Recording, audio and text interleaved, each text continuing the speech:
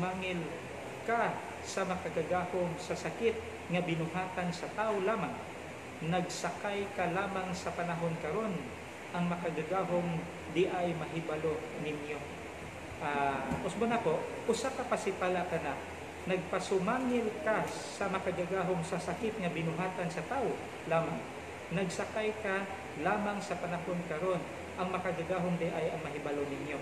So ang iyang komento nga ang ato ang pagsibya atong gibalik-balik nato nga sibya nga kining pandemic nato karon nahitabo kini siya tungod sa paglapas sa tao sa balaod sa pagkaon sa atong langit nga Amahan.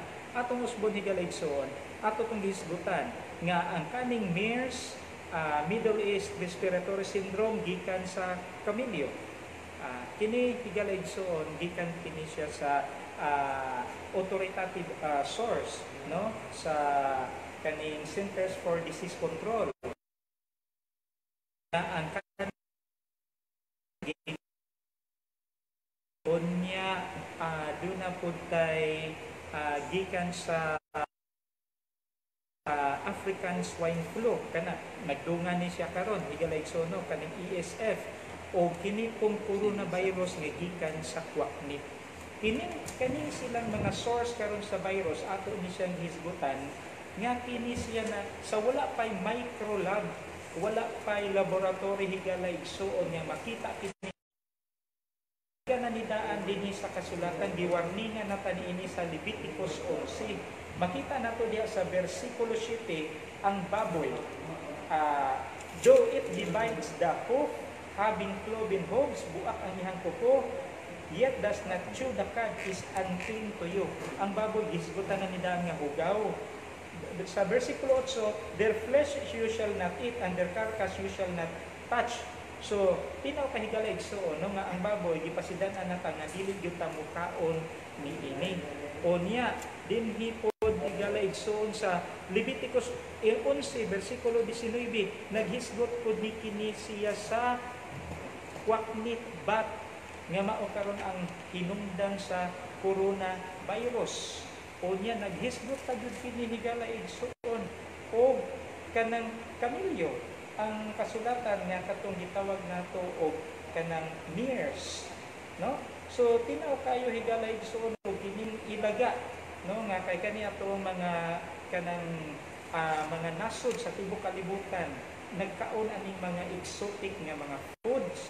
O niya ang kanira mang nasod sa Israel higaligsoon ang nagtuman aning dili pagkaon sa mga mahugaw nga pagkaon. O kining ilaga makita ni nato dinhi sa Isaiah 66:17, those who sanctify themselves and purify themselves to go to the gardens after an idol in the midst, eating swine's flesh, baboy higaligsoon, and the abomination and the mouse shall be consumed together, says Yahweh. Higaligsoon, ang kasulatan nagpamatuod na nga kining mga hayupa karon, labi na kaning kwaknit, kabog nga maoy hinungdan sa coronavirus, gipahibaw na nidaan sa kasulatan nga dili kini kanon kay matod pa sa nagbuhat sa langit ug sa yuta nga si Aba Yahweh, kini sila mga mahugaw nga mananap. Ang MERS maigsoon nga hinungdan ani Camel, makita nato diha sa Leviticus 11 bersikulo 4. So moto nga ato ang gi-conclude nga kining mga sakit, mga virus nga nanggawas karon tungod kini kay ang tao wala magtuman sa kasulatan sa atong langit ng Amahan. Nagsugo siya sa pagkaon sa mga hayop nga limpyo o hinglok, kay ang Amahan mismo nakahibaw sa iyahang mga binuhat. Solusyon ani haron maputol kani higaligsoon karon ang panahon diin dili nato pagahion ang atong kasing-kasing. Karon ang panahon nga atong tumanon ang pulong sa atong langitnong Amahan. Ang pagsulbad niini mao na gyud ang pagtuman sa balaod sa pagkaon nga naa sa kasulatan higaligsoon. Sa atong mga kamot dili kini makabuntog sa virus, kay nganuman ang number 1 nga kabuntog niini mao ang pagdili sa paghugaw nga pagkaon dito sa atong lawas, labi na sa baboy, higala igsuon. Kay mao man ang number 1 kinahan sa tibuok kalibutan karon, ug ang baboy tinaw kayo sa Leviticus 11:7-8 nga kini siya mahugaw. So ang number 1 solusyon ani higala igsuon, number 1 ha, ikaduhara na ang pagsanitize, mao ang pagdili sa pagkaon sa hugaw nga mga karne. Kay ang mosulod sa atong lawas higala igsuon, mosulod kini sa tanang organs nato, ug mao kini ang maghatag natong sakit nga lisod na tambalan sa tao. Kay nisulod man, kung naa lang sa hugaw, pwede ra na natong sabunan. Gani ang pinaka-effective nga pang-alkontra ani virus higala igsuon, sabon ug tubig. Dili gyud ang sanitizer, ikaduha ra na siya in the absence nga walay sabon ug sanitizer. Pero ang perfect ani nga pag-kontra ani niya mao ang paghinlo kana sa gawas. Pero kung unsaon may gamit sa gawas higala igsuon, nga limpyo kayo ta, pero ang gipasud nato sa atong ginhawaan kadto yung mismo giingon sa makagagahom na ayaw na ninyo kana kay kana siya hugaw. Mauna ang primary higala igsuon ug supreme nga buhaton sa tao ang dili na pagkaon ang mga hugaw nga mga pagkaon higala igsuon. Ikaduha ang pagpanglimpyo sa atong panglawas ug sa ato ang palibot. Now, higala igsuon, kining nahitabo nato karon, dili kani siya actually hinimo sa tao. Dili kani hinimo sa tao higala igsuon. Atong prubahan diha sa Isaiah 12:11 nag-ingon. Akong basahon Isaiah 13 versikulo 11 nag-ingon. Og pagasilutan ko ang kalibutan tungod sa ilang pagkadautan, ug ang mga taong dautan tungod sa ilang kasalanan. Ug pahunungon ko ang pagkamapahitason sa mga labihon, ug paubson ko ang pagkamapahitason sa mga taong makalilisan. So silutan ko no ni Abayawi ang kalibutan tungod sa iyahang pagkadautan. Unsa man ang dautan nga gibuhat karon sa kalibutan higala igsuon nga nakapasuko ni Bayawi nga andam siyang musilot 24:5 sa Isaiah. Tinaw kini nga nagsaysay nga nag-ingon 24:5 akong basahon. Nag-ingon diha ang Isaiah 24:5, ang yuta usab nahugawan ubos sa mga pumuluyo niini. Timan ay naghisgot kinig hugaw tungod kay ilang gilapas ang mga balaod, gipasipalahan ang kabalaoran, gibungkag ang tugon sa walay katapusan. Timan ay higala igsoon gisulti diri 24:5, ang yuta usab nahugawan ubos sa mga pumuluyo niini. Naghisgot kinig hugaw, kaagaw, virus, tungod kay ilang gilapas ang mga balaod, di pasipalahan ang kabalaoran, di bungkag ang tugon nga walay katapusan. Tanawa higala igsuon, no? Ang nahugawan ang kalibutan tungod kay wala kuno nato sunda ang balaod sa atong langitnon nga amahan. Unsa man nga balaod higala igsuon, tin-aw kayo ang atong gibasa giniha. Ang balaod higala igsuon sa pagkaon, atong gihugaw-hugawan ang kalibutan higala igsuon, no, tungod sa pagkaon nato niining mga pagkaon nga gidili. Tanaw nato balaod na ni higala igsuon. Leviticus 11:46 nag-ingon, this is the law of the animals and the birds and every living creature that moves in the waters and of every creature that creeps on the earth. Balaod ni siya ang kaning pagpili nato sa pagkaon. This is the law. Mao kini ang kanang balaod sa mga kahayupan, sa mga kalanggaman ug sa tanang buhi nga nilalang nga nagalihok diha sa katubigan ug matag nilalang nga nagkamang diha sa yuta. Haron kita makaila taliwala sa hugaw ug sa limpyo, taliwala no sa hayop nga pwedeng kanon ug sa hayop nga dili pwedeng kanon. Mao ni higala igsuon, no, na ang silutang sa langitong amahan ng kalibutan tungod kay nahugawan kinis pinaagi sa mga pumuluyo niini. Kay ngano gisupak nato ang balaod sa pagkaon. Leviticus 11:46 balaod kini higala igsoon ang kanang sa pagkaon, ug ang tao karon wala nay balaod, bisag unsa nalay kanon, wala na nato tumana ang kabubuton sa langitnon nga Amahan.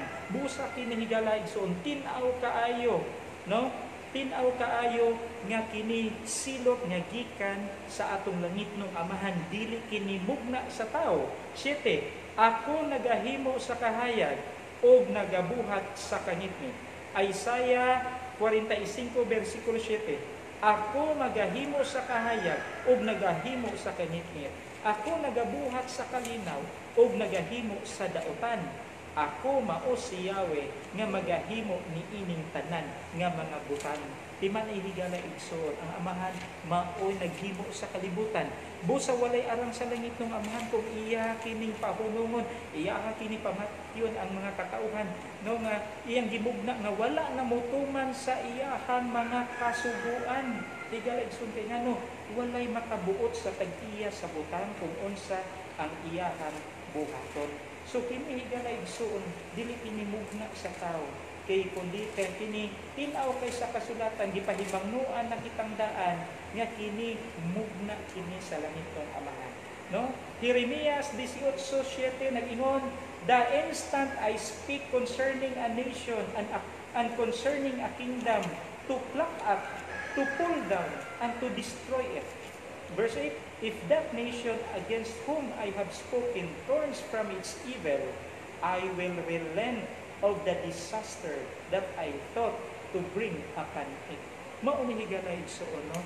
Ang punto nga ang Amahan duna siya'y pagbulutan kung unsay buhaton niya ni ining kalibutan. Na, number 1, nasuko ang atong gisupak ang balaod sa pagkaon nga iyang gihatag diha siyang balaang kasuguan. Laing pagpamato higala igsoon nga kini siya dili kini mugna sa tao. Wala ba ka mo masayod nga kining sakita higala igsoon niabot ng ngadto sa Kukama, no?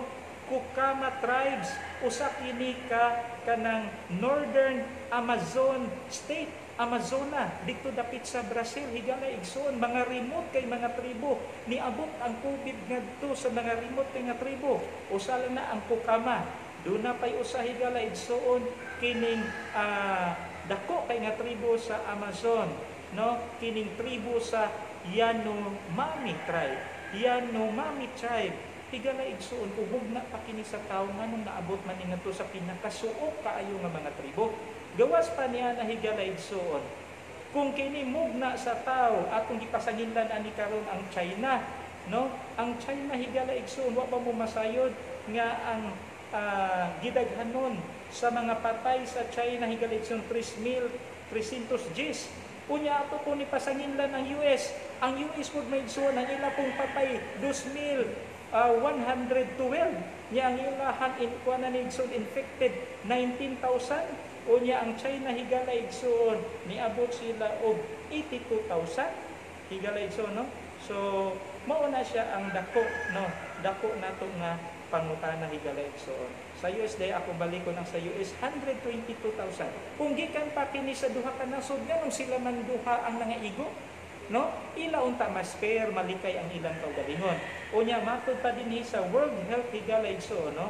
Usa ka laing pagpamatuod ang tibuok kalibutan ani higala igsoon na piktuhan 693,000 na ang confirm nga cases ani. Ang patay higala igsoon modulan na sa 60,000 ug ang risgo assessment ani ang level ani higala igsoon matud pa sa World Health Organization very high, no? So red alert gyud higala igsoon tibuok kalibutan kini. So kini lamang nagpamatuod nga kini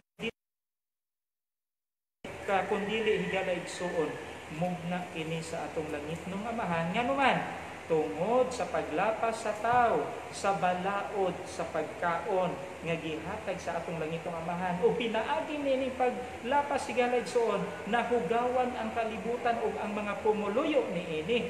notang tungod kay atong gisupak ang balaod sa pagkaon. Number 1 atong buhaton higala igsuon. Ikaduha ra na ang pagpanglimpyo, importante na, pero ikaduha ra na una sa tanan ang pagpunong sa pagkaon sa mga pagkaon nga gitawag sa atong langitnong amahan nga mga kugaw sama ni ining baboy nga gikaon nga mipaylap sa tibok kalibutan karon higala igsuon. So, ako kamo ihatag nga Jerwin, mao kadto ang ato ang tubag sa komento nga kini siya mugda mo sa tao kun dili mugda kini galay ison sa ato ang langitong amahan para ang tao karon makatuna sa pagsusi sa ilang pagkaon ug mamili nga ta sa pagkaon nga kadto makaayo sa atong lawas kay kung kita higala ison bisag Pilipino ta mukaon tag hugaw makatakod man ta kay nagdala naman tag virus nya mo mukalagil ta sa laing nasod higala ison so matakdan ang ubang mga nasod.